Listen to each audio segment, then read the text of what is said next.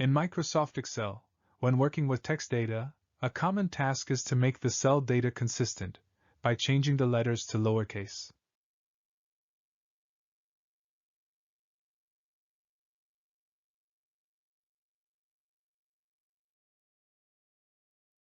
Excel provides a built-in formula to convert all letters to lowercase. Click on any blank cell next to your data range. Type the formula as shown and press Enter. This will change all the letters to lowercase of the reference cell.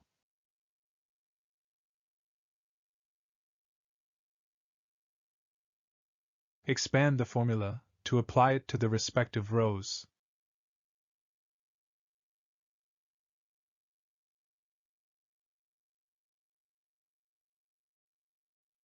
Once you have the desired result, you can copy the cells with the formula and paste them as values in the original cells.